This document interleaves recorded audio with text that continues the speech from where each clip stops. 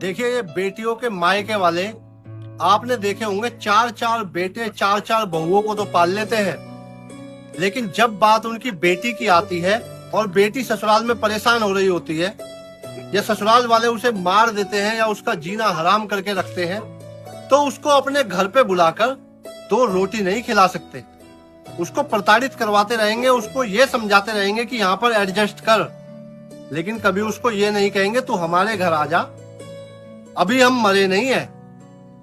बेटियों के माँ बाप हो या भाई बहन, उनके जीते जी उनके लिए मरते जा रहे हैं। क्यों?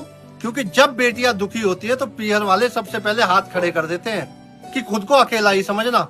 सैकड़ों हजारों लाखों लड़कियां आज ना तो ससुराल में रह रही हैं और ना पीहर में रह रही हैं। करे तो करे क्या, ससुराल वाले नहीं जीने देते, और पीहर में गई तो साल 6 महीने भैया भाभी ने डटना जीना हराम कर दिया। बेटियां जाए तो जाए कहाँ? कहते हैं कि पीहर में रहती है बेटी तो कहते हैं तुझे दूसरे घर जाना है, और ससुराल में चली जाती है तो कहते हैं कि दूसरे घर से आई है। कहने का मतलब बेटियों का कोई घर नहीं होता। आपने ये भी देखा होगा, माँ बाप हो या भाई बहन, अधिकतर घरों में उन्हीं बहनों की इज्जत करते हैं जो बहन पैसे वाली होती है, जिस बहन में दमखम होता है। गलती से 4 बहनों में से एक बहन अगर गरीब घर में चली गई तो उस गरीब बहन की कोई इज्जत नहीं होती। और ये समाज की दोहरी मानसिकता है। माँ बाप भी बच्चों में भेदभाव करते हैं, बेटे बहू के मुंह में आकर बेटियों को तंग करते हैं। ये बहुत गलत रीति रिवाज लोगों ने चलाने शुरू कर दिए।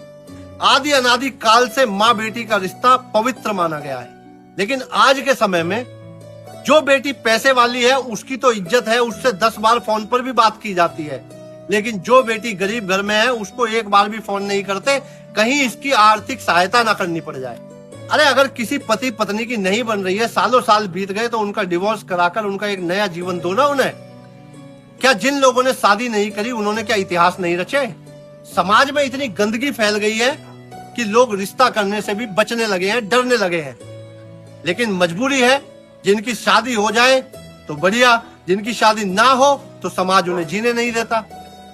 तो भैया अपनी सोच इन पीहर वालों को बदलनी चाहिए। जहां जहां आपकी बेटियां दुखी है उनका साथ आपको देना चाहिए। और जिन माँ बाप के होते हुए उनकी बेटियां ना पीहर में रह रही ना ससुराल में रह रही हैं, अपना अलग जीवन बिता रही हैं, आप लोगों को ये सोचने की जरूरत है कि आपने उस बेटी को उस बेटे के साथ ही जन्म दिया था। सच कहने से हमेशा चूकना नहीं चाहिए, और मैं हमेशा सच ही कहता हूँ। आप लोगों को फिर कहता हूँ, अपने आप में सुधार करो, अपनी अपनी बहन बेटियों के यहाँ आया जाया करो, उनको अपने घर बुलाया करो। आप सभी को मेरा जय हिंद, वंदे मातरम, राधे राधे।